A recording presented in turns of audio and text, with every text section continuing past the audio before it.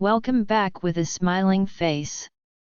Important note before starting, if you are a fan of audio stories, then our Patreon account is the best platform for you. Join us on Patreon for the best audiobooks ever. The Time of Reckoning. Episode 4.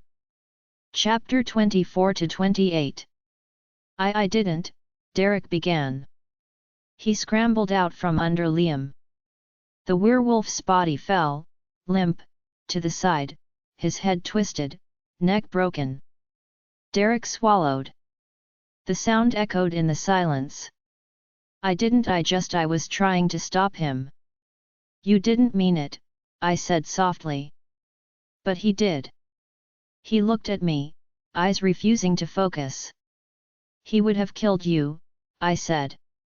Killed both of us, if it came down to it. You might not have meant to do it, but... I didn't finish.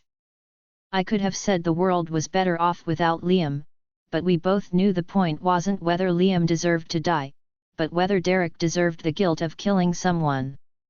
He didn't. It wasn't a fight to the death for you. But it was for him. Derek nodded and rubbed the back of his neck, wincing as his fingers hit a scrape. Are you okay? I asked. Yeah. Just a few cuts and bruises. I heal fast. Might need a stitch or two here. He glanced down at the blood-smeared cut on his side, and realized he wasn't wearing any clothing. I'd be lying if I said I hadn't realized it already. Kind of obvious. It wasn't like he'd been going to take time out to find his clothing before stopping Liam. Fortunately, under the circumstances, I hadn't had time to dwell on the lack of clothing. With the fighting end, now, as he crouched, I hadn't seen any more than I had when he was in his shorts. That didn't keep him from turning bright red. I peeled off my jacket and wordlessly handed it to him, and he tied it around his waist with a mumbled, "Thanks." Then, we should get going. Only we didn't get going. We lapsed into silence, with Derek still crouched beside Liam's body, his head down, hair hanging around his face, his back and arms covered in a sheen of sweat. He shivered. I'll go get your clothes, I said, pushing to my feet. He caught my elbow. Ramon. Right. I blinked hard, feeling fuzzy from shock, I guess. One of us had to kickstart their brain, and Derek seemed stalled, unable to stop staring at the man he'd killed. We need to move him, I said. At least into the brush for now, to cover the body. Then we'll have to come back tomorrow and bury him. I couldn't believe what I was saying. Hiding a body? A body?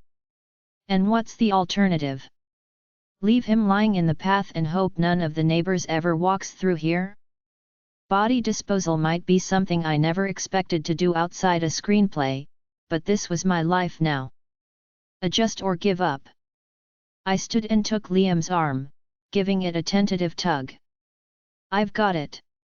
Derek rose. I'll carry him. We can't leave drag marks or anything, and we'll need to bury him right away, so no dogs find him. Bury who? Said a voice beside me. I jumped so high, my heart rammed into my throat. Chloe. Derek said. I turned to see Liam walking toward us. Chloe. Derek said again. It's Liam. His ghost. Liam stopped. Ghost. He looked at me, then at his body, on the ground. He swore. You're dead, I said. So I see.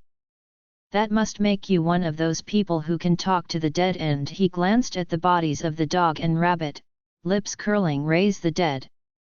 His gaze returned to his own corpse, and he swore again. I cleared my throat. As long as you're here, I have some questions. He looked at me, brows lifting. You're kidding, right? No, I knelt beside his body and reached into his pocket. Chloe. Derek moved closer, frowning. I took out Liam's cell phone. Someone called him. Someone who seems to have set the whole thing up, someone who knew me, my name. I looked at Liam's ghost. Who is it? He choked on a laugh. Seriously? I just died. Your boyfriend there killed me. You really expect me to stick around and chat? Love to, but I'm a little traumatized right now. Maybe later. He turned to leave. I raced into his path. You're about to go to the afterlife, I said. This is your last chance to do something good. Hey, well, since you put it that way, he rolled his eyes. I'm not interested in second chances. I didn't do a thing that I regret. If you want answers. He stepped up, towering over me. I resisted the urge to back away, but I must have stiffened, because Derek moved closer and whispered, "Don't let him harass you." Harass her? Liam said. She's the one who can't get enough of my company. He looked down at me again. As I was saying, if you want answers, find them yourself. And try to have some fun while you're at it, because I have a feeling I'm going to be seeing you again real soon, over on this side. Derek's hand tightened on my arm. When I tried to pull away, he leaned down and whispered, "Let him go. It's not worth it." Listen to your boyfriend, cutie, Liam called as he strode away. I pulled myself up straight. What did you think of my zombies? Liam stopped, turned slowly. I waved at the dead dog. Do you know how I did it? Do I care? You should.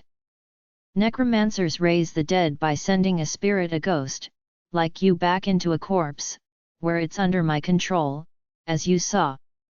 It works the same for animals and people. So either you answer my questions, or I'm shoving you back in there. I pointed at his dead body. He laughed. I'd say you've got balls, but that'd be kinda inappropriate. Do you think I'm kidding? He answered by turning his back and walking away. I closed my eyes and imagined tugging him toward his corpse, just a little pull. Hey, he said. Hey. I opened my eyes to see him straining against an unseen force. Did you think I was bluffing? I ramped it up a notch and he stumbled. I gave another tug. His ghost shot a few feet toward his body. Okay, fine, he spat at me. What do you want to know? Who hired you? You've got the phone. Figure it out. I told Derek what Liam said, then asked, was it the Edison Group? His face screwed up. The electric company. Was it a man named Marcel Davidoff? Who? Diane right. He's right, Derek whispered. You've got the phone. Ask something else. When you found us the first time, in the playground, you said you'd pulled off the road and picked up Derek's scent. That was a lie, wasn't it? Everyone lies, sweetheart. Get used to it. Someone hired you to get rid of Derek. You've figured it out. So you don't need me. Why? Why what? Why do they want him gone? I asked. Because I'm a werewolf, Derek said. Like Andrew said, no one wants us around. Bingo, pup. It's a lesson best learned early. They're all afraid of us. He strolled over to Derek. You're trying to be a good kid, aren't you? You think that'll show them they're wrong. So, how's that working out for you? Guess what? They don't care. To them, you're a monster, and nothing you do or don't do will change their minds. My advice? Give them what they want. It's a short, Brutal life. He smiled. Live it up. Derek stared straight ahead, patiently waiting. He can't hear a word I'm saying, can he? Liam said. Nope. He swore. Here I try to impart some final pearls of wisdom to the next gener. Liam disappeared. I jumped, startled, then looked around. Chloe. He's gone. Left. No, I kept looking, but couldn't see any ghostly shimmer. He was talking and then he vanished, like someone yanked him over to the other side. What did he say? Derek asked. Nothing we didn't already. Derek wheeled. A man appeared 20 feet down the path. Ramon. Derek stepped in front of me. Ramon raised his hand, palm out, showing he wasn't armed. His broken arm hung at his side. As he walked toward us, I could see bruises on his jaw and blood soaking the side of his shirt. With every step, he winced. I'm not here to fight you, kid, he said. If you insist, I'll give it my best, but I'd really rather call it a draw. Noticing Liam's body, he stopped and shook his head. It was an accident, I said. Yeah, well, I'm sure he had it coming. Another head shake, but there was genuine grief in his eyes. After a moment, he tore his gaze from the body and looked up at Derek. So now what? Ramon said. We call it a draw, like you said. But if you ever come after either of us again. Ramon gave a tight laugh. Do I look like I'm in any shape to hunt you? Nah, this was Liam's scheme. Crazy son of a. Someone hired you too. Who was it? Ask him. He hooked his thumb at Liam. He's the man with the plan. Always was. I just go along for the ride. So you have no idea who hired him? Some supernatural. A healer guy. Sorcerer. I said. Shaman. No clue. I'm not into that stuff. Anyway, someone put Liam in touch with this guy who wanted a werewolf to track you down. He nodded at Derek and hand you over to the pack. Just so happened we were already in trouble with the pack on account of Liam, as usual. And this was the perfect solution, I said. Give Derek to the pack, blame him for the man-eating, and get paid for your trouble. If you couldn't take him in alive, that was okay, too. Not at first. The guy wanted you handed over to the pack, seemed to think that would be okay. Or pretended to, anyway. And if the pack turned out to be killers, that wasn't his fault, Derek said. You got it. After we lost you the first time, he started getting antsy. Just wanted you gone one way or another. You want my advice? He looked at Derek. Take your girlfriend and start running. Whatever you're trying to do here, live with other supernaturals, pretend you're one of them, it won't work. They'll always be watching you, expecting you to lose control. Ramon shook his head. You know much about wolves, boy. A bit. There's a reason they live as far from humans as they can. Centuries of experience. People don't like other predators around. Makes them nervous. When they get nervous, they try to eliminate the threat. Now, I'm going to say goodnight and take my buddy there. And give him a proper burial. I said. A sharp laugh. We don't get luxuries like that. I'm going to take the down payment on the job, then I'm going to take his body to the pack, settle up with them. And, yes, it's a haluva thing to do to a friend, but out here, it's survival of the fittest. He met Derek's gaze. For us, it's always survival of the fittest. With Derek's help, Ramon managed to get Liam's body over his shoulder, teeth gritted against the pain of the extra weight. Then he hobbled off into the night. 24. We returned to where Derek left his clothes before his first change. As he dressed, I checked Liam's cell phone. Derek walked up behind me and looked over my shoulder. He used initials for the name. RRB. But it's a 212 area code. That's New York City, so it could still be the Edison Group, using a local contact for the job. Yet. You don't sound so sure. He looked in the direction of the house. You think it's one of them? I said. But we met Liam on the way to Andrew's place. They could have known I was on my way, sent Liam to stake out the bus route. How? At the time, Andrew was being held by the Edison Group. He didn't know we were coming, meaning no one in his group did either. They could have been watching his house, seen Simon and Tori, figured out we were on our way, made a few calls to the bus companies, found out 2 kids got off in Albany the night before. It's a stretch. But, he shrugged. It's a possibility. I checked the initials again. Did you catch Russell's last name? Ramon said the contact was a healer. Russell's a shaman. Unless Ramon meant a sorcerer. Sorcerers aren't healers. Witches are, kind of, but if it's a guy, he's a shaman.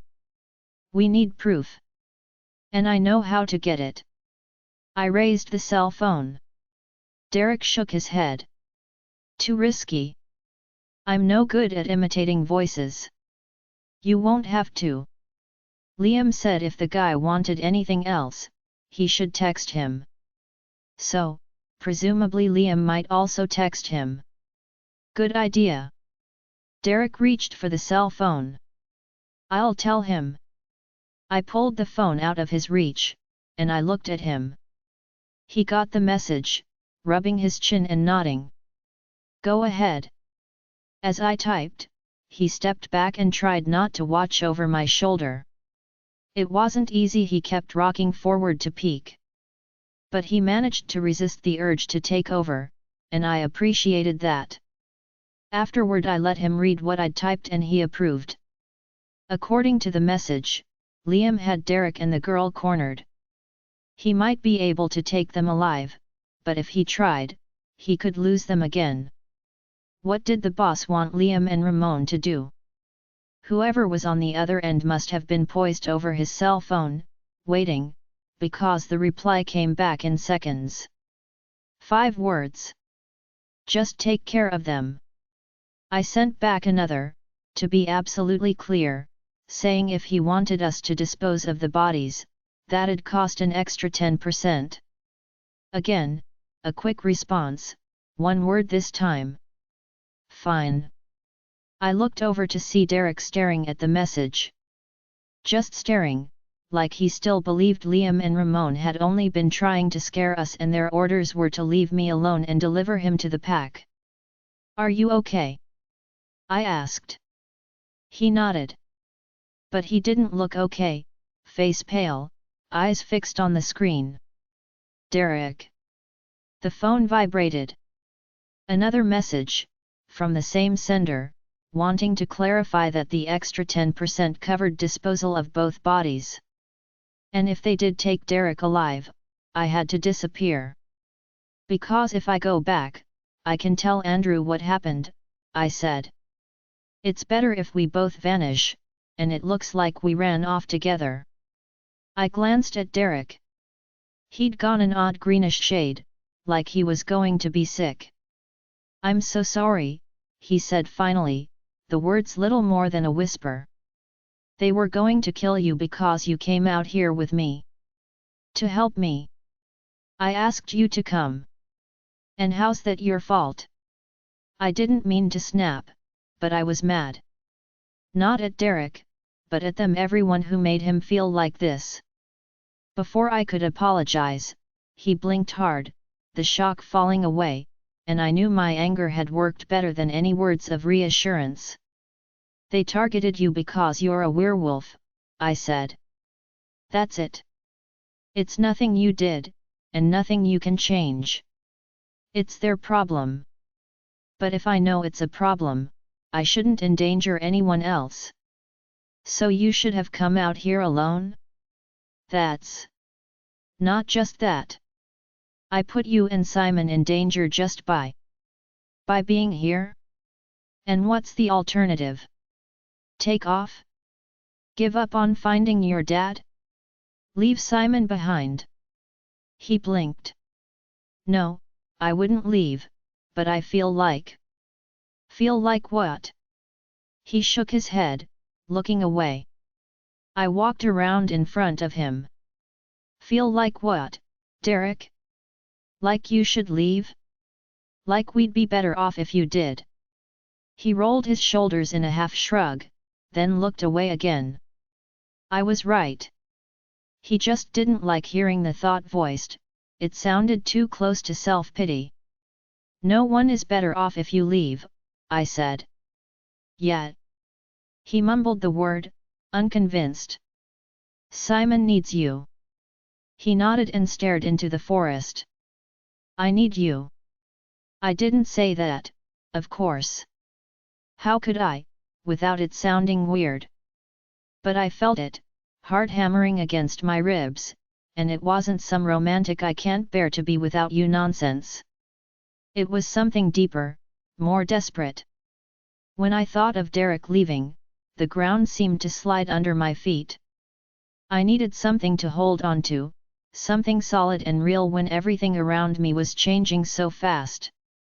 Even if there were times I thought it would be easier without Derek there, ready to tear a strip off me at my every misstep, in some ways I relied on that someone to keep me thinking, keep me striving to do better, keep me from burying my head and praying it all worked out.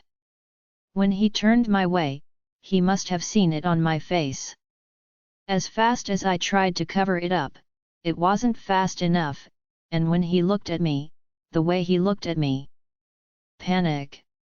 I felt panic, like I suddenly wanted to be anywhere but here, and nowhere but here, and I wanted. I tore my gaze away and opened my mouth to say something, anything, but he beat me to it. I'm not going anywhere, Chloe. He rubbed the back of one shoulder, scowling, like he was working out a knot. I don't mean to get all angsty. A short, sharp laugh. Yeah, I guess. Way too much call for angst lately. I'm really better with action. I hear you. I lifted the cell phone. And maybe with this, we can kickstart that action. Ready to go talk to Andrew. He nodded and we headed for the house. It wasn't until we got back that the full impact of the night hit. Someone wanted Derek dead. That same someone had been willing to let me die because, well, I guess just because it didn't matter. I didn't matter. I was just an obstacle to the goal. How could someone look at kids who'd never done anything wrong and see only a threat best eliminated with murder? Whoever did this was no better than the Edison Group. Someone wanted Derek dead because he was a monster. But when he'd accidentally killed Liam, Derek had suffered and he'd continue to suffer, however justifiable the act. So who was the real monster? The house was quiet. That was weird. It was like we'd woken from a nightmare and could just crawl back into bed as if nothing had happened. I let Derek get Andrew. They found me at the kitchen table. Derek said, "There's something we need to tell you," and from the look on Andrew's face, I think he expected Derek to say he'd gotten me pregnant. It seemed to come as something of a relief to discover we'd only been hunted by killer werewolves, or at least until he realized it wasn't the Edison Group that had sent them. Once he saw that text message and confirmed it was Russell's number, things changed, and Andrew finally became the kind of guy we needed him to be. He was furious, pacing the kitchen, vowing if not vengeance, at least answers. And safety. He promised us that nothing like this would happen again, even if it meant he had to take us away from the others and handle the Edison group alone. He called Margaret and told her to get over to the house. He didn't care if it was 4 a.m., this wouldn't wait until morning. He couldn't get hold of Gwen, but he left the same message. Next, we got Simon and Tori up, me talking to Tori, Derek to Simon. I was quite happy not to have to face Simon just yet. I told Tori what happened. Or a version of it, balanced between conveying the seriousness of the threat and not freaking her out. Derek and I also hadn't told Andrew everything because we didn't want to freak him out. In our version, Derek hadn't completed his change. Everyone was already worried enough about him without us admitting he was now a full-blown werewolf. We also hadn't admitted that Liam was dead, saying Derek had just knocked him out, then Ramon called it a draw and carted his friend away. Derek wanted all of us to pack our bags and run. I knew that's what he wanted because it's what I wanted, too. It wasn't an option, though. Not yet. If anything, tonight had only opened another window on the danger lurking beyond our castle walls. I suppose it's dramatic to say we were under siege, but that's how we felt. In a movie, we'd set out, braving Ramon and Russell and the Edison group assassins. Those who refused to leave the castle would be branded wimps and cowards. But there's a reason people do stupid things in movies. No one wants to watch a bunch of kids pace and bicker and angst as they wait for the adults to come up with a plan. We didn't much like it either, but for now, we were stuck with it. 25. Only Margaret showed up. While Andrew said Gwen must be at her boyfriend's, cell phone off, I could tell he didn't like that. Had she been in on the scheme to get rid of Derek? I hoped not. If we expected the same outrage from Margaret that we'd gotten from Andrew, we were disappointed. But she was upset and concerned. Good enough for now. When I came out of the shower, I found a piece of paper shoved under the door. It was a pictogram message from Simon, like the one he'd left at the warehouse.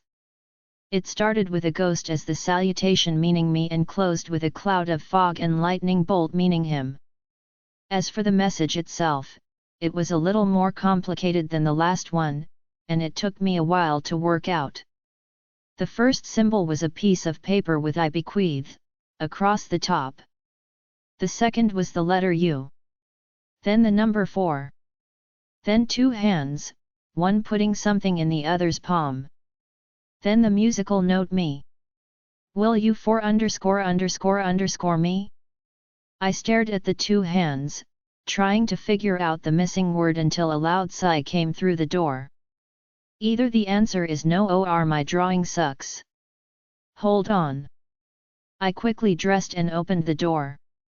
Simon was leaning against the wall. So, he said. I'm having trouble with one part. I pointed to the hands. Give, he said. Ah. I read the note. Will you 4, forgive me? I looked up at him. I think that's supposed to be my question.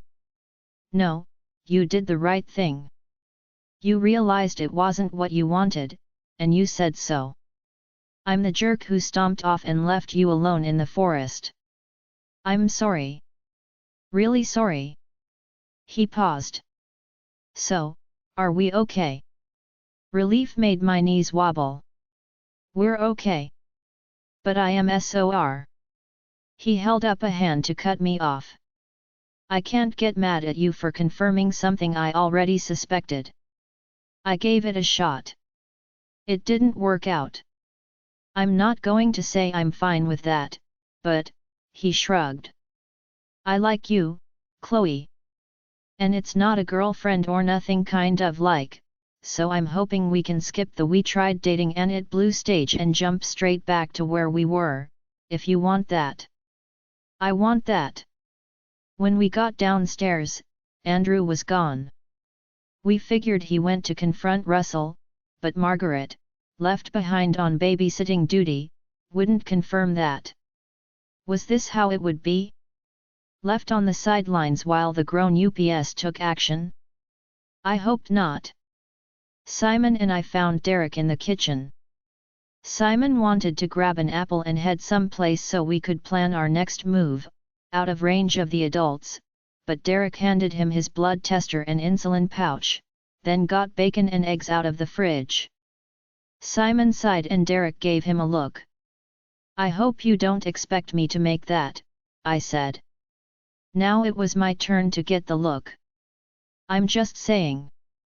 Not all of us grew up with live-in housekeepers, Derek said. I don't need breakfast, Simon said. We have to talk. About what? Derek said. Getting out of here, he said. Someone tried to kill you. Both of you. And the only thing new about that is that it wasn't the Edison group, Derek said, who are probably also on our trail, waiting for us to do something stupid like run away again. He put bacon strips in the frying pan. We're staying. At least until we know what they plan to do next. I want to summon Royce, I said. Derek jerked his head around fast enough to cause whiplash. What? I want to contact Royce. If I'm lucky, I'll get his uncle or cousin instead, but it's more likely that it'd be Royce, and we'll have to deal with that. We need to know what happened here, and we need to know it fast. She's right. Simon met his brother's gaze. You know she is. Derek's jaw worked as he chewed that over. Finally he said, on one condition. No Tori. The last thing we need is her whipping a fireball at Royce. All right. I went upstairs to get Tori down for breakfast. I took her into our confidence and asked for her help by keeping Margaret busy and letting us know if Andrew showed up. She'd have rather come to the summoning, but she seemed okay with that. After breakfast, we decided to do the summoning in the basement far from Andrew, without the dangers of the roof. And, I'll admit, Simon and I were eager to get a look down there. For the first time in my life, I walked into a basement and shivered only from an actual draft. It was exactly as Derek had described it, 2 big rooms full of stored stuff and a small workshop. Simon joked about secret passages, but Derek squelched that idea. I did my usual thing, closed my eyes and knelt. I could imagine Dr. Banks from his photo. Austin was tougher, because I kept seeing his bloodied body, and that didn't help me relax. So I mainly focused on Dr. Banks, concentrating to the point where I could sense that inner alarm ready to go off, saying it wasn't safe to go farther. Nothing, I said. Are you sure? Simon said. You twitched. Try it again, Derek said. I did, and still nothing happened, but Simon said, yeah, that was a definite twitch. Your eyelids moved, like you saw something. The next time I tried, I did feel it, a little spark that made me flinch. I sighed and shifted. Take your time, Simon murmured. No one's going anywhere. I summoned, fighting the urge to crank it up another notch. There was a spirit present. I felt that same hyper-awareness that I did with bodies, like I was straining to hear a voice too faint for my ears to detect. Goosebumps speckled my arms. I want to take off my necklace. I braced for a fight, but Derek only nodded. Lift it over your head slowly, and keep it in your hands for now. See if that makes a difference. I closed my eyes and grasped the necklace. No. I jumped, then looked from Simon to Derek, but I knew it wasn't one of them. She's back, I said. The woman. When I summoned again, the sensation returned, stronger now, and it took all my willpower not to ramp it up and yank the spirit through. Careful, the voice whispered. My goosebumps rose higher. "See, can I see you, please?" My voice wavered. I cleared my throat and tried again, but still stammered through it. "Chloe," Derek said. I followed his gaze to my hands. They were shaking. I clenched the necklace and took a deep breath. "Is it your aunt?" Simon asked. I shook my head. "No." I was about to say I didn't know who it was, but I couldn't get the words out. I knew who this was. I just didn't dare believe it. "Listen, baby, have to listen. Listen, baby." I knew who called me that. I knew this voice. "Mom." 26. "What?" Simon said, shifting forward. "Your mom's here." "No," I shook my head sharply. "She's not." I took another breath and clenched my shaking hands. "I don't know why I said that." "You're exhausted," Derek said. "What if it is?" Simon said. I caught the look Derek shot him, telling him to be quiet. Still, he asked me, "If there's a ghost there, do you want to keep trying?" He met my gaze. "It probably isn't her." "I know." I closed my eyes. I wanted this to be my mom. From the day I'd learned I could speak to the dead, I'd been pushing this possibility from my mind as hard as I could. Even thinking about talking to her made my chest tighten. But I was terrified, too. My mom was a distant, cherished memory. She was hugs and laughter and everything good about my childhood. Thinking of her was like being 3 years old again, curled up on her lap, completely safe and loved. But I wasn't 3 anymore, and I knew she wasn't the perfect mom of my memory. My mother had put me in this experiment. She'd wanted a child so badly that she'd enrolled in the Edison Group's study. Yes, they'd told her they would fix the side effects that led to her brother's death. But still, she'd had to have known she was taking a risk. "Chloe," Simon said. Sorry. Let me try again." I closed my eyes and forgot all of that. If it was my mother, I wanted to see her, no matter what she really was, no matter what she'd done. So when I summoned, I allowed myself to picture my mother, to call her by name. "Hear me." Her voice came again, so soft I could catch it only while I was concentrating. I pulled a little harder. "No, enough, not safe." "What's not safe?" "Summoning you." Her answer was too weak to make out. I opened my eyes and peered around, searching for any sign of a ghost. To my left, I caught a shimmer, like heat rising off the floor. I held my necklace out for Derek. "No," the voice said. "Put it, not safe." "But I want to see you." "Can't, sorry, baby." My chest clenched. Please. I just want to see you." "No, can't, necklace, safe."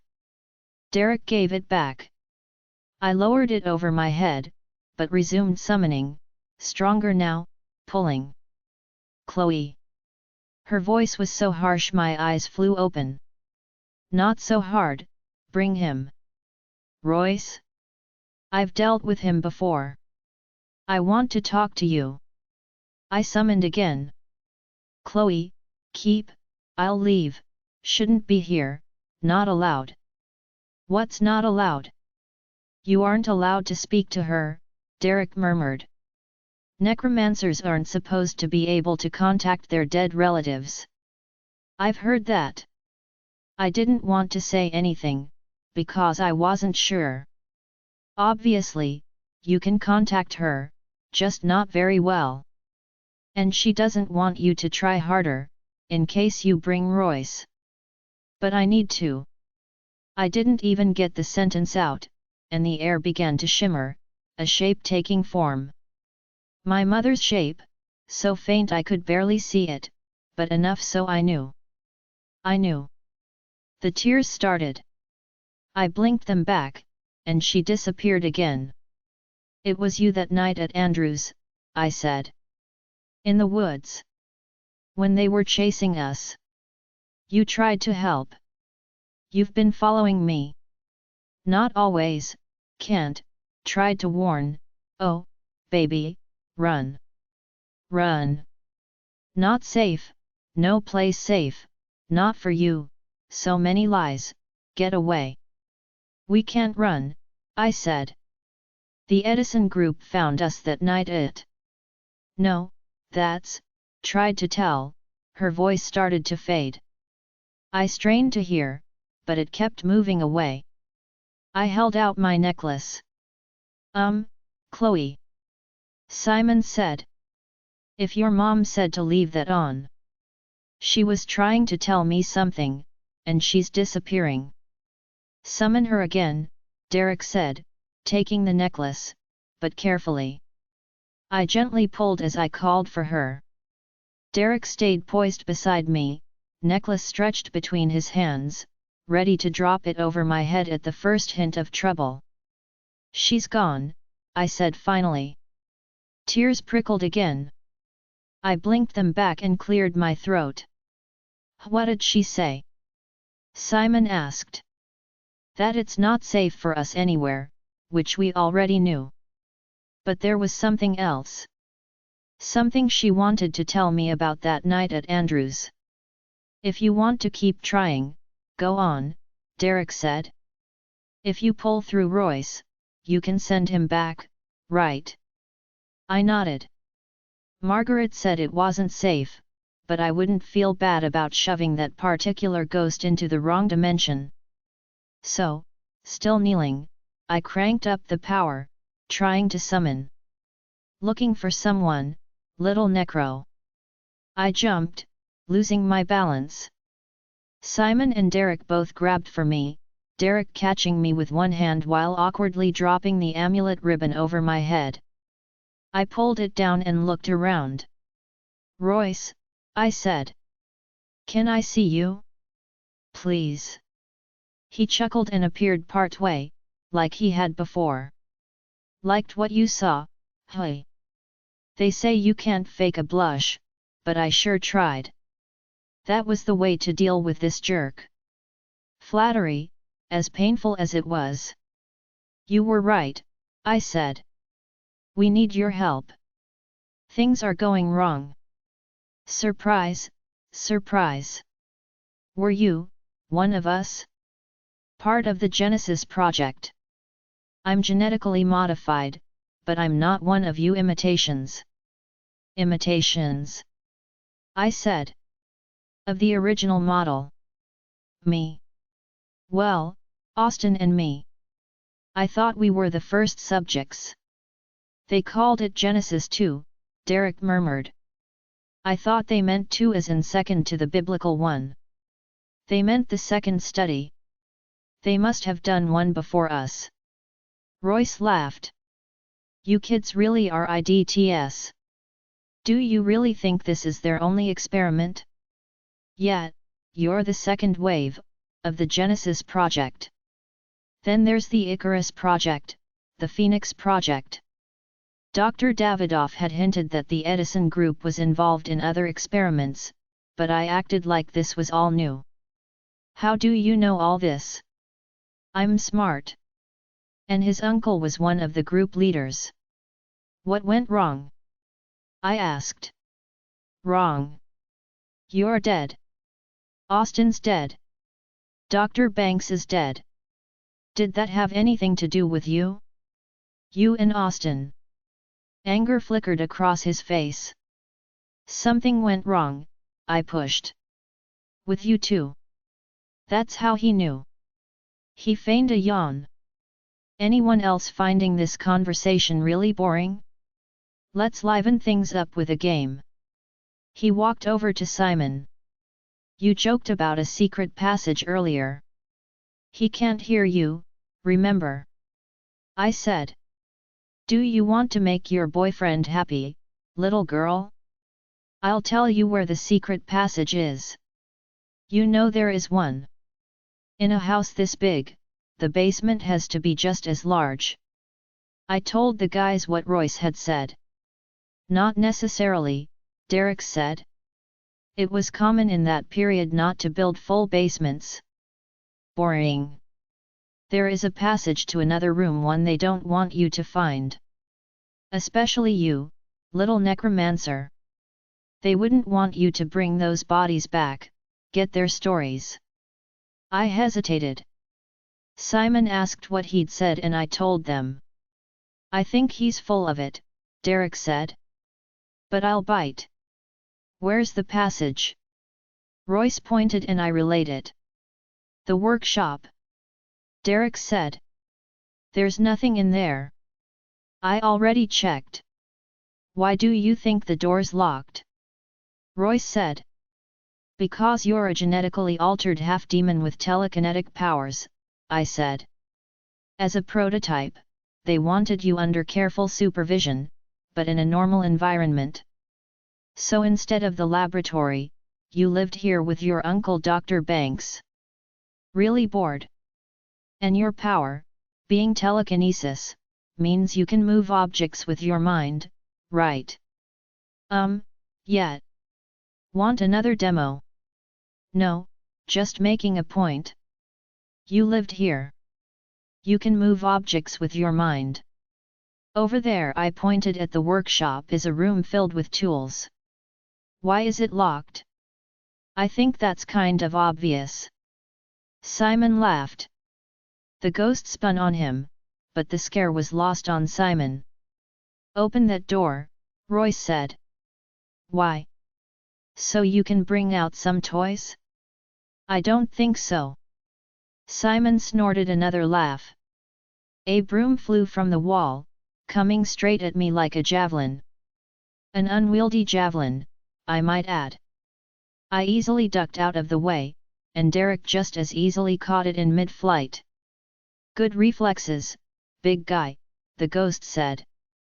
He strolled over to a bunch of plastic bins stacked against the wall and flipped open the top one. Oh, look, Uncle Todd kept my old stuff. He's so sweet, packing my things away after he murdered me. Murdered you? I said in spite of myself. He rummaged through the box. Get ready to send him back, Derek whispered, then to Simon, go upstairs. Simon shook his head. Royce spun like a shot putter, whipping something at us. I dove out of the way. Derek caught at a bowling ball, then snarled at Simon, upstairs. Ooh, good reflexes, superhuman strength, and a very convincing snarl. I think we have ourselves a werewolf. He got right in Derek's face.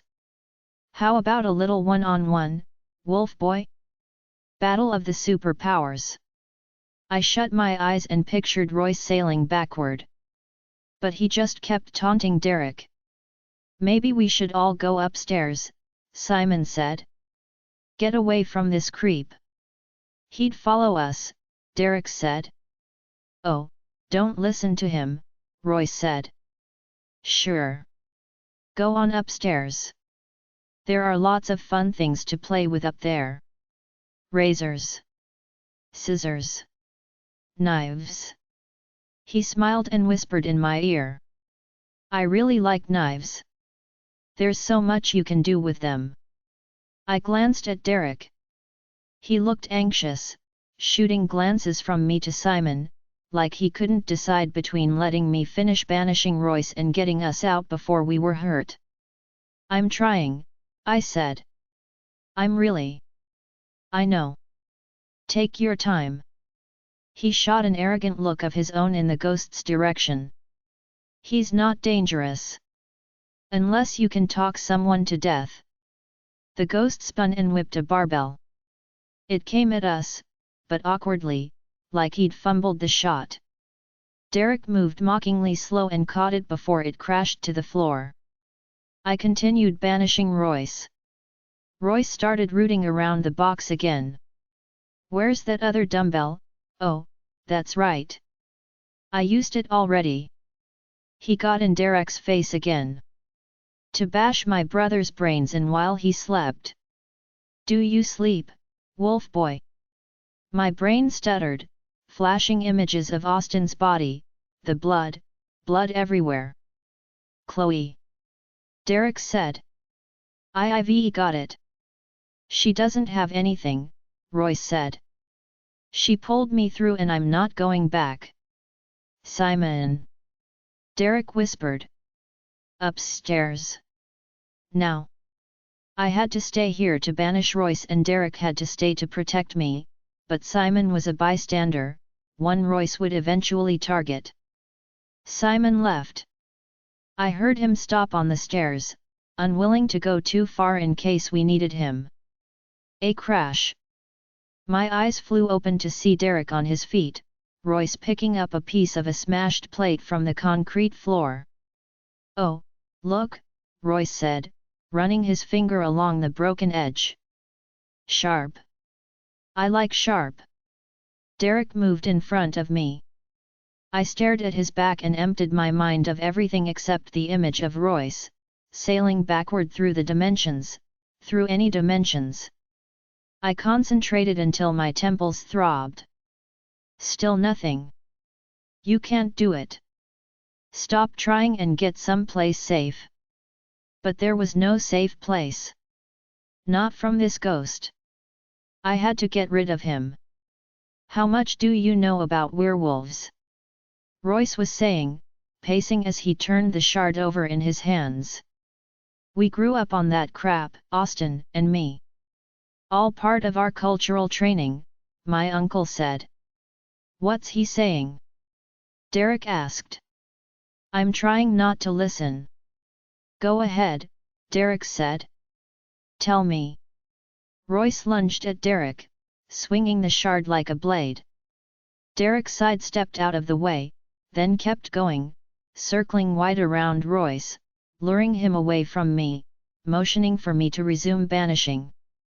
Royce charged. The china shard came a little too close to Derek, giving my mental shove a little panicky oomph, and Royce's half-materialized form wavered. Again, Royce swung too hard. This time the shard sailed from his hand.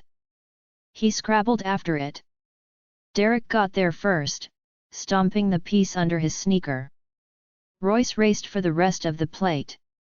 Derek managed to step on the biggest piece, but Royce snatched up another. I gave him another big push. Again he wobbled. Royce walked backward, eyeing Derek. Derek's gaze stayed glued to the new shard tracking Royce. You like science, don't you?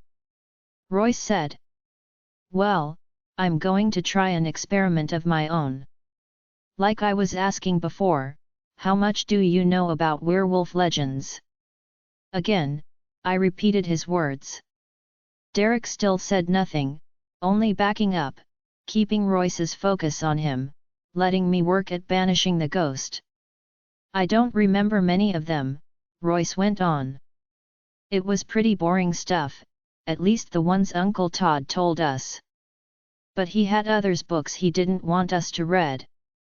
There was this one about werewolf trials. Seemed every medieval serial killer tried to get off with the werewolf defense. There was this one cool story about a guy who told the court he was a werewolf. Only problem was, they'd seen him kill someone and he looked human. So do you know what he said? Derek motioned for me to relay the message. I did, as best I could. He said, my fur is on the inside, Derek replied. Royce laughed. Guess I'm not the only one who likes the gory old stories. All right then, tell the little necro how it ends. What did the court do? I hesitated to relay the question, but Derek insisted on getting the message, then said, cut off his arms and legs and dissected them to check for fur inside the skin. Royce looked at me. Sadly, there wasn't any. But they'd saved themselves the fuss and bother of a trial. He wheeled and ran at Derek. Derek's hands flew up to shield himself. The shard sliced the back of his hand, blood spurting. Royce danced back. I don't see any fur, do you? Guess we'll just have to keep going, to conduct a thorough experiment. I saw the blood dripping down Derek's hand, shut my eyes, and gave one rage-filled shove. The shard clattered to the floor. Royce was still there, faint though, teeth gritted, tendons popping, struggling to hold on. I walked toward him, mentally pushing, watching him fade until he was only a glimmer, and then... "What have you done?" roared a voice behind me. 27. I spun, expecting to see Andrew, but no one was there. A ghost popped out in front of me, so close I fell back. Derek grabbed my arm to steady me. "I think he's gone," Derek said. "Did you hear something?" I looked up into the bearded face of Todd Banks, contorted with fury, eyes wild and red-rimmed. It's Dr. Banks. "Do you think this is a game?" Dr. Banks shouted. "Who told you about Royce? Did you think it would be amusing? Call him forth and see if he's as crazy as they said." Derek leaned down to my ear. "Release him. Whatever he can tell us, it's not worth it." I shook my head. Derek didn't like that, but settled for scowling and keeping his grip on my arm, like he'd yank me out of the room by force if things went bad. Some of the anger seeped from Dr. Banks's eyes as he studied me. "Chloe Saunders," he whispered. "You must be Chloe Saunders." He looked at Derek. "The werewolf boy?" "Yes," I said. "Derek. That's Derek." The rage surged again, his eyes going crazy wild. "You must not summon here, girl. Leave my nephew in peace. Remember him, though, because that is your destiny. The power will grow until it consumes you and leaves a monster in your place. It will make you do things you could never imagine, things so horrible that..." He teetered, as if fighting the memories. Hands closed around both of my arms, and I realized Derek had moved behind me. I could feel him there, strong and solid, his warm hands rubbing the goosebumps on my arms. "Let him go, Chloe," Derek murmured. "Whatever he's saying, you don't need to listen to it." "Yes," Dr. Banks said. "Yes, you do. You don't understand. Everything went wrong. We made mistakes. An error in the calculations. With the genetic modification." "Yes, yes." He waved aside my interruption. I told them. But they ran the tests and everything seemed fine. Only it wasn't. They manipulated the data. Manipulated the data. I said. That got Derek's attention. "What data?" "For the modifications," I said. "What does that mean?" "They changed the data so it gave the proper results," Derek said. "Yes," Dr. Banks said. "Correct. See? Even a child can understand." But they couldn't. "So Dr. Davidoff manipulated the data," I began. "Davidoff?" Dr. Banks snorted. "A fawning puppy who does whatever he's told." "So who manipulated the data?" Dr. Banks continued like he hadn't heard. "The experiments. Oh God, the experiments. Testing this and testing that, pushing the boundaries to discover what he could create and what he could sell. Such dreams. Mad and grandiose dreams of knowledge, power, and the fantasy of a better life for our kind. Fools that we were, we believed, and gave him free rein. He didn't care about us. And he doesn't care about you. That's why it's critically important that he started to fade. The magic in this place. You need to pull me back. I did, gently at first, but he kept disappearing. Harder. Chloe. I need to tell you. He faded before I could catch the rest. I summoned again. He flickered in and out, and I caught only words, none meaning anything out of context. He's being pulled away, I said. Let him go, Derek said. We've got enough. He was trying to tell me something. Derek snorted. Aren't they all? Must be a rule in the Ghost Handbook: if in danger of evaporating, make sure you're in the middle of a dire pronouncement. I tugged off my necklace. I handed it to Derek, but he tucked it into my pocket. Keep it on you, okay? Dr. Banks came through easier now, but he wouldn't stay. When I ramped up the power, he said, No, Chloe. You'll bring Royce. He faded, his voice pulsing in and out. Else, try, clear your mind, focus on me, don't pull, just focus. I did. He kept talking, telling me to relax, focus not on yanking him through, but welcoming him. The back of my skull began to throb. I kept going until a sharp, sudden pain made me gasp. I waited for Derek to ask what was wrong, but he just sat there, watching me. Another stab through the back of my skull. Then a flood of ice-cold water rushed through my veins and I tried to scream, but I couldn't. Couldn't move. Couldn't make a sound. Chloe. I heard Derek, but couldn't even move my eyes his way. Do you want my help? Dr. Banks whispered. You need to welcome me in. Welcome him in? In where? I'd barely thought the question when I realized the answer. He was trying to get inside me. I fought, mentally trying to shove him out, shut my brain down, block him, but that ice kept spreading through me. Derek's hand closed on my shoulder as he reached to grab the necklace from my pocket. I toppled over backward like a statue. I caught a blur of motion, like Derek had lunged for me, but everything was fuzzy. Even his voice was distant and muffled. The only words I could hear were Dr. Banks's, crooning inside my head. Just relax, he whispered. I won't hurt you. I'm only going to borrow your body. I need to fix this. I took the easy way out, killing myself before I'd put an end to the horrors I began. My mother had been warning me about Dr. Banks, that he'd been driven mad by what Royce had done, by his role in it. And now he was inside me. I felt the floor scrape my back, saw the ceiling whoosh past, like Derek was dragging me by my ankles. The room flickered and went dark. When it popped back, I was staring at the ceiling. What happened? I felt my lips move and heard my voice, but no one answered.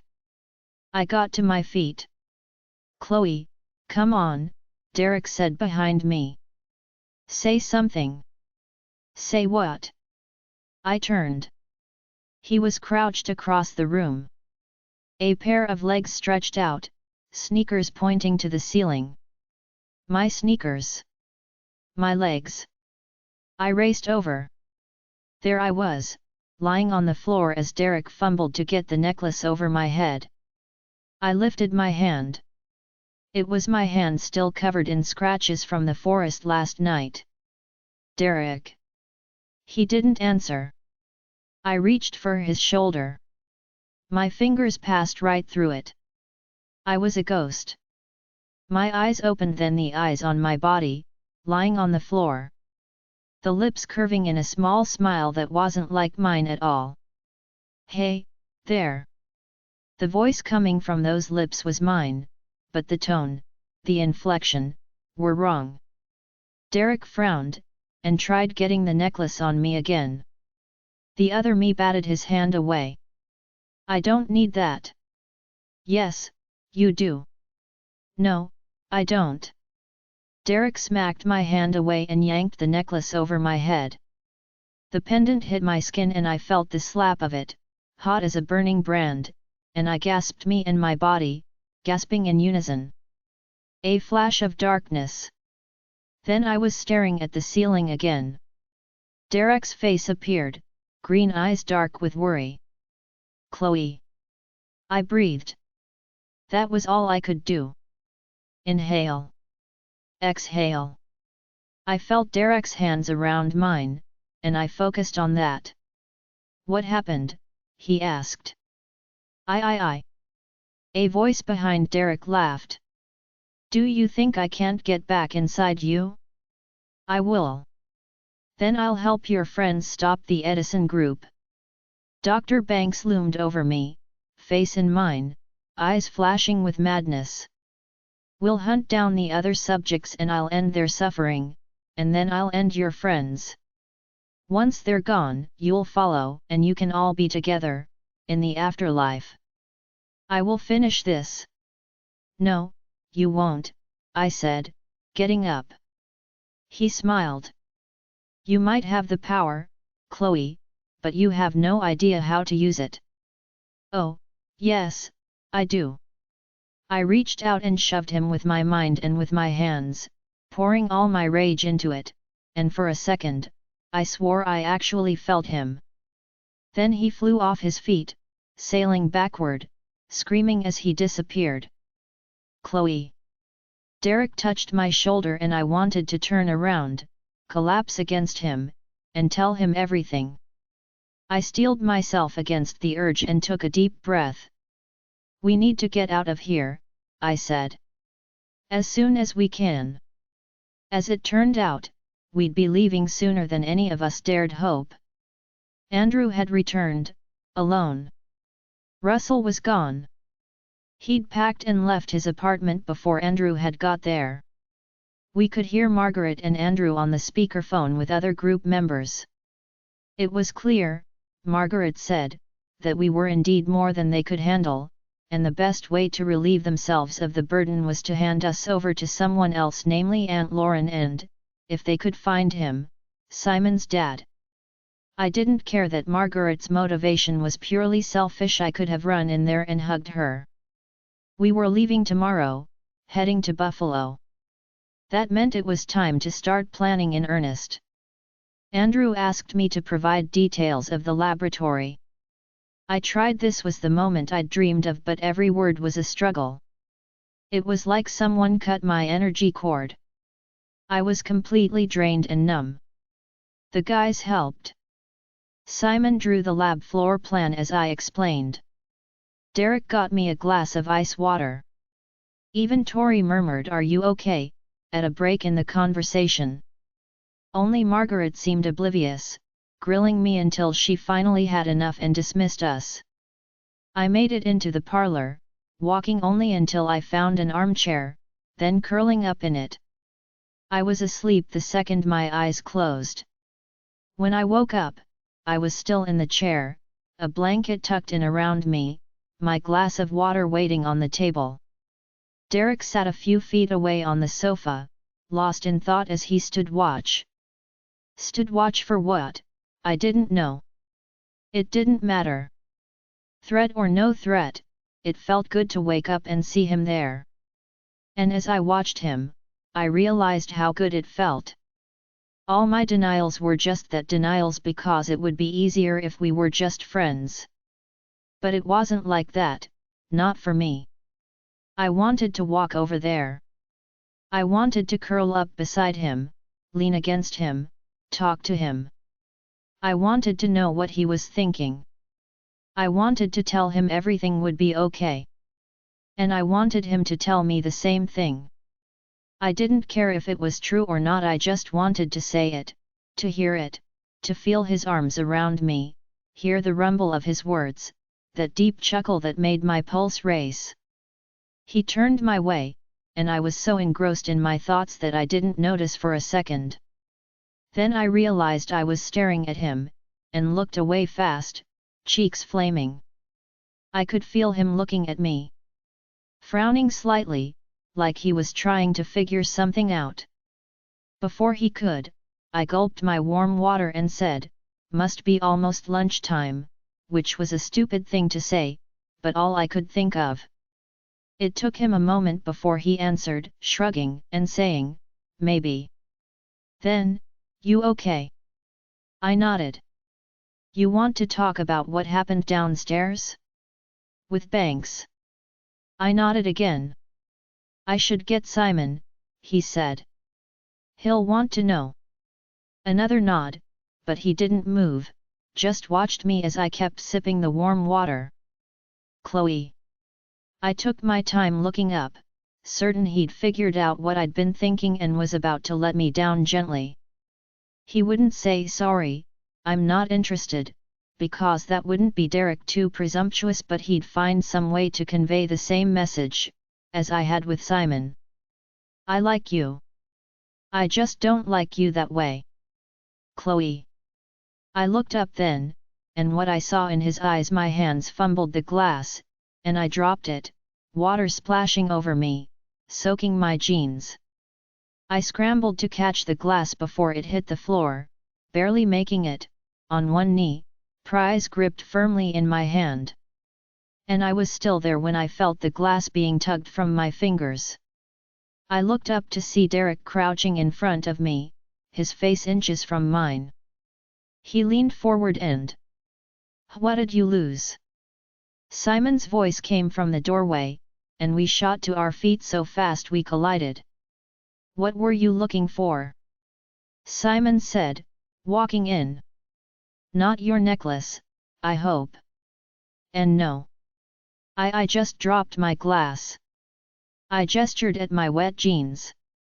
Then I glanced at Derek, who stood there, hands stuffed in his pockets. I was going to say I'd been about to explain what happened with Dr. Banks. Only I didn't want to. Not now. I wanted to rewind the tape, go back to that moment on the floor, pray Simon didn't show up for another minute, just long enough to find out if what I thought was going to happen would happen. But it wouldn't. Not now. The moment had passed. I should change my pants. Sure. Simon thumped onto the sofa. I made it to the door, then Derek said, "Chloe," and I turned, and it looked like he was trying to think of something to say, maybe find some excuse to come with me, and I wanted to help, to offer him one, and I think if I could have, he'd have taken it, but I couldn't. God knows, I tried, but I couldn't, and he couldn't either, so he just mumbled, "You want an apple or something? I'll grab it while you're getting changed," and I said sure, and that was that. 28. How lame does it sound if I admit I stayed upstairs longer than necessary, combing my hair, washing my face, using a blow dryer on my jeans when I realized my new ones didn't fit well, then brushing my teeth. Considering Derek had seen me in ugly pink pajamas, dirt on my face, my hair full of twigs, having minty fresh breath wasn't going to make him go, "Wow, she's really cute." But it made me feel better. When I left our room, I went looking for Tori. She'd taken off after the planning meeting, saying something about cleaning, so we hadn't had time to update her on Royce and Dr. Banks. On the main level, I followed the vacuum cord in the hall and found her in the library, at the bookshelf, dusting off the old, leather books. "I don't think you need to do that anymore," I said. "We're leaving tomorrow." "I don't mind." She pasted on a smile, and I don't know what tipped me off, that smile or Tori claiming to enjoy dusting. I stepped in and looked around. A light flickered as the kaleidoscope screensaver started up on the open laptop. "That's Margaret's computer," I said, walking over to it. "Were you on it?" "Just trying to email some friends and let them know I'm okay, but there's no internet." "Uh-huh. You don't believe me?" "Check. No wireless and I can't find an outlet, not surprising when this place doesn't even have the phones hooked up." That's not what I meant. I turned to her. Endangering us by emailing your friends? No way. She settled on the edge of the desk. See, now that's progress, because a week ago, you would have totally bought it. I jiggled the mouse. It brought up a file system window. I looked at her. It's not what you think, she said. What do I think? That I'm a spy for the Edison Group, gathering intelligence. Or trying to contact them, let them know where we are. You aren't a spy. A wry smile. I don't know if I should thank you for the vote of confidence or blast you for being too nice to accuse me to my face. I know that's what the guys think. Especially Derek. And I bet I know why they think that, too. Why? Because I got away too easily at Andrew's house. They're right. I did. She eased back on the desk. I didn't think so at first. When I escaped, I was all, like, God, I'm good. Those didn't know who they were dealing with. She laughed, but it wasn't an easy laugh. Once things cooled down, I thought, yeah, I'm good, but not that good. They knew I had magical outbursts when I got mad. So they knew I wasn't some helpless teenage girl. If I got away that easily, maybe it was because they let me. Why? That's the question, isn't it? At first, I thought they'd planted something on me. I was shaking out my clothes, washing them. I even ironed them, to be sure. That was a good idea. No, it's nuts. I've been hanging around you guys too long. But I also figured, if the Edison Group could catch only one of us that night, planting a GPS and releasing me would be a good idea.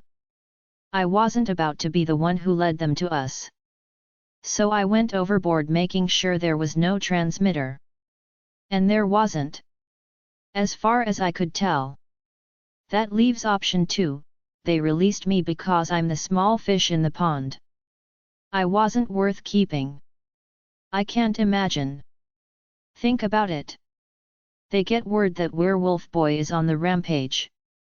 Then they hear that Andrew has escaped. Suddenly, I'm not double guard worthy.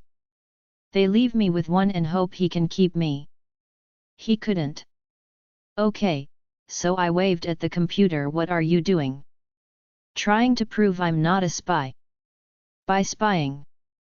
She turned the computer toward her.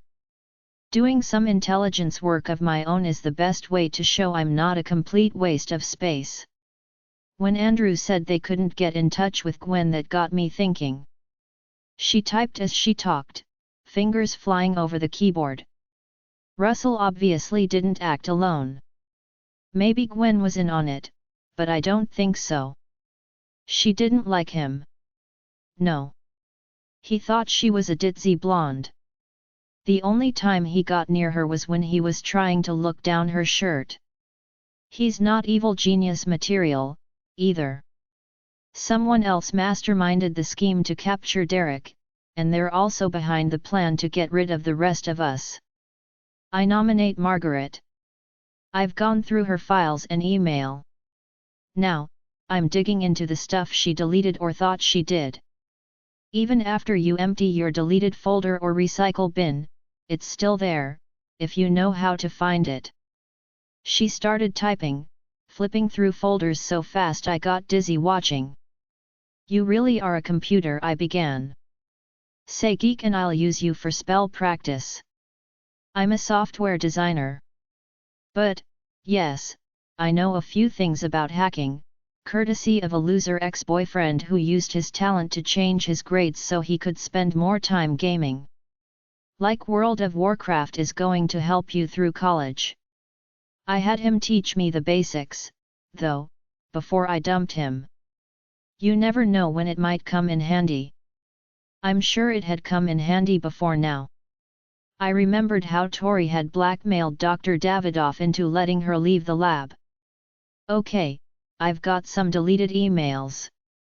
I'm searching on all our names and Simon's dad's. Who were those werewolf guys Russell hired? Liam and Ramon, but Liam was the contact. That's Li. She gave me a look. I shut my mouth and let her type.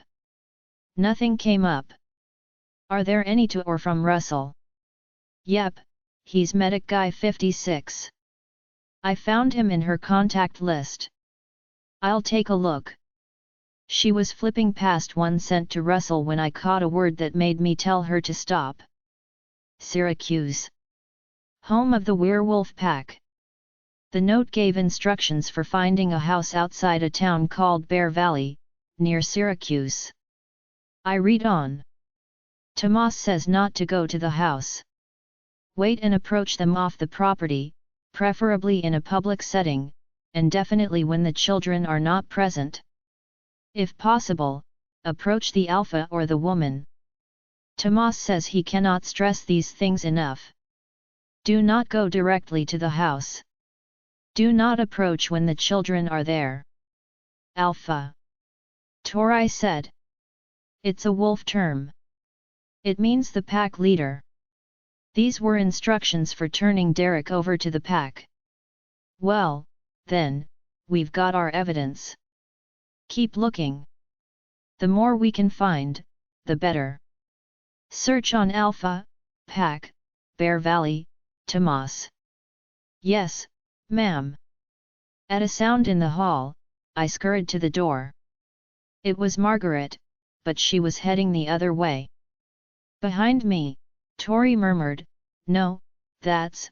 She trailed off, then swore under her breath. I hurried over.